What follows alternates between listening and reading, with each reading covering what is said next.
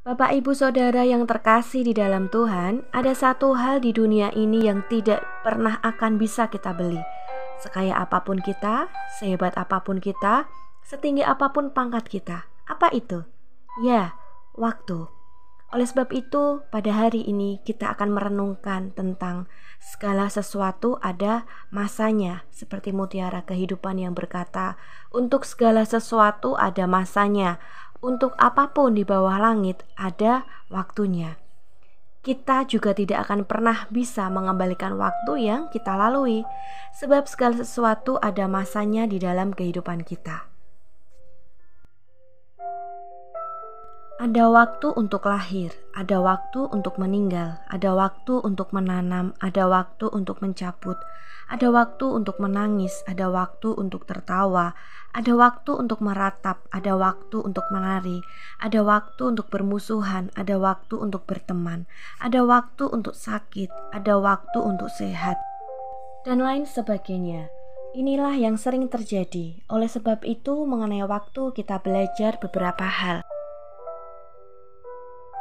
Yang pertama, berhati-hati dan bijak menggunakan waktu yang Tuhan berikan. Di dunia ini, manusia tidak diberikan kuasa untuk mengubah, memperlambat, mempercepat, mengembalikan, memutar balik, atau menghentikan waktu. Manusia hanya dikaruniai kesempatan untuk menjalani dan menikmati waktu. Namun semua serba terbatas dan tidak untuk selama-lamanya. Mengingat waktu kita di dunia ini yang terbatas, oleh sebab itu kita harus bijak dan berhati-hati untuk menggunakan waktu kita. Jangan gunakan untuk hal-hal yang tidak baik, misalnya bergosip, begadang, foya-foya, iri hati, bertengkar, mendendam, bermalas-malasan, dan hal-hal buruk lainnya. Namun mari kita gunakan waktu kita untuk berdoa pada Tuhan, mendekatkan diri padanya, meningkatkan iman kita.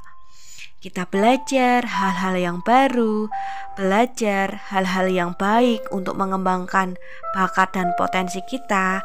Misalnya belajar memasak, belajar bagaimana menambah penghasilan, belajar bagaimana mengelola keuangan dengan bijak, belajar mendidik anak.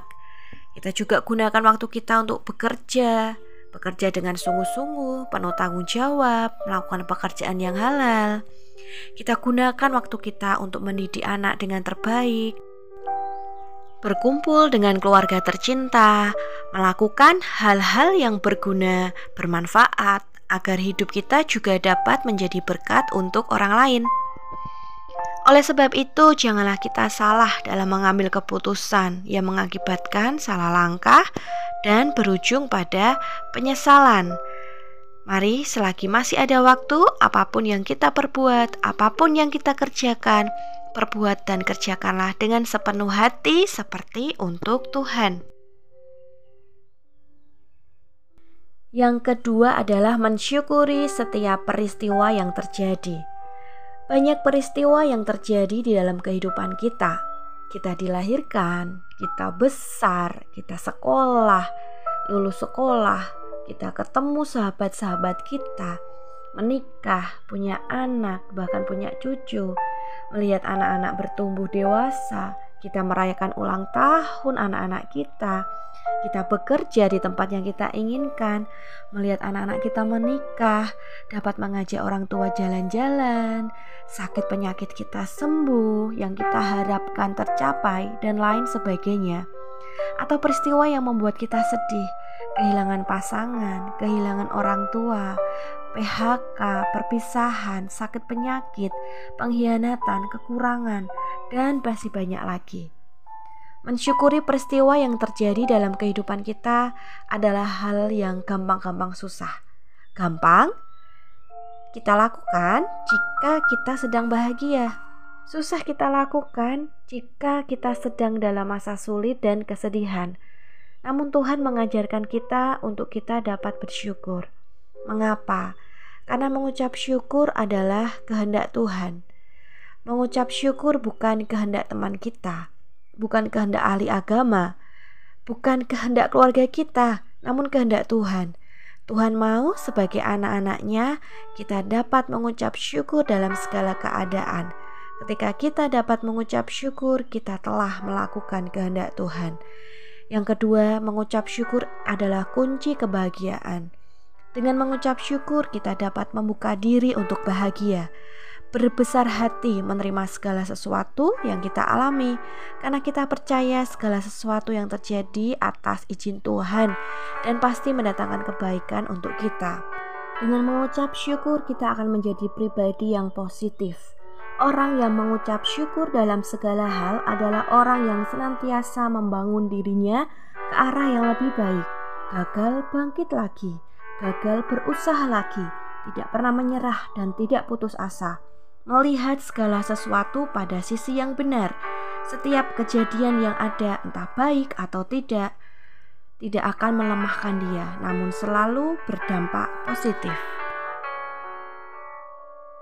Bapak, Ibu, Saudara yang terkasih, hari ini kita diingatkan kembali bahwa kita harus berhati-hati dan bijak menggunakan waktu yang sudah Tuhan berikan. Dan kita mensyukuri setiap peristiwa yang terjadi di dalam hidup kita.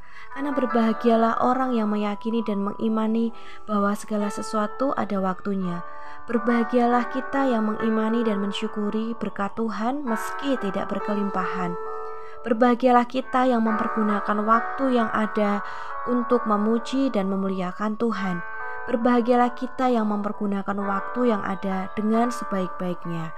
Dan berbahagialah kita semua yang meyakini dan mengimani bahwa semua berkat Tuhan sangat indah pada waktunya. Selamat berjuang, Tuhan memberkati.